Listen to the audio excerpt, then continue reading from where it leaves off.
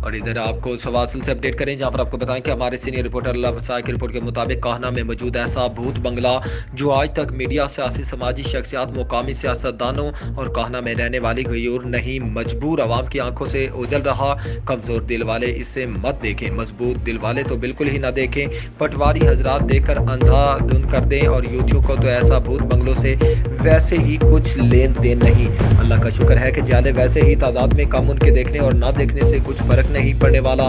मजीद तफसीलात जानते हैं वहाँ पर हमारे रिपोर्टर अल्लाह वसाया से। जी अल्लाह वसाया, अपडेट कीजिएगा। इसी तरह खोखा मार्केट बनाई है इन लोगों ने, आज तक अलाट ना कर सके। साफ पानी प्रोजेक्ट एक बूंद पानी ना किसी को दे सके। मियां शबाशी साहब के तो कारनामे इतने अजीबो गरीब हैं।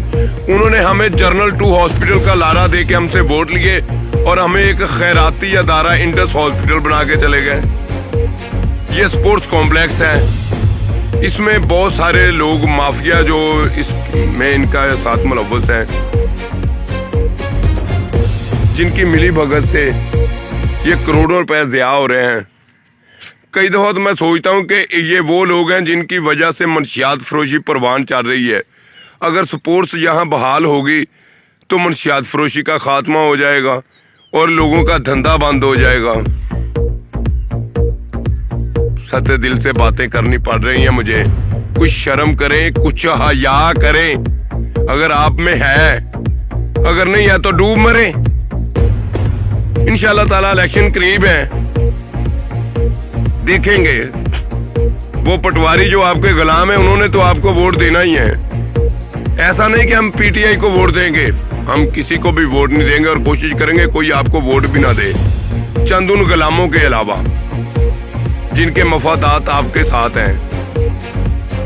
जाग जाओ करने वालों, कब तक गुलामी करते रहोगे इनकी।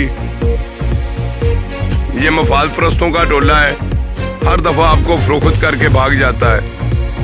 खुदारा रहम फरमाए अपने शहर पे, अपने बच्चों पे, अपनी आने वाली नस्लों पे।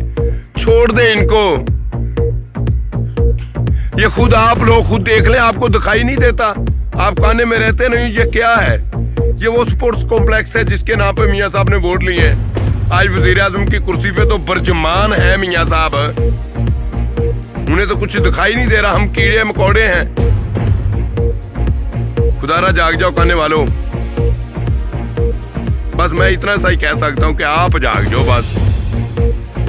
पटवारी, जियाला, यूथिया, लब्बैकिया, ये क्या है? पाकिस्तानी बन नहीं पा रहे हम।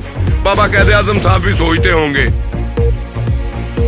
कि कैसा पाकिस्तान में बना के गया था। ना इसमें अदल है, ना कानून है।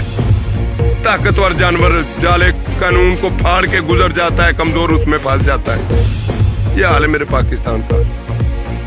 अगर इस पे काम ना फिलफौर शुरू किया गया तो इंशाल्लाह ताला मैं तो अपने हिस्से की आवाज उठाऊंगा और इससे भरपूर उठाता रहूंगा और मेरे अल्फाज मजीद इससे सख्त होंगे।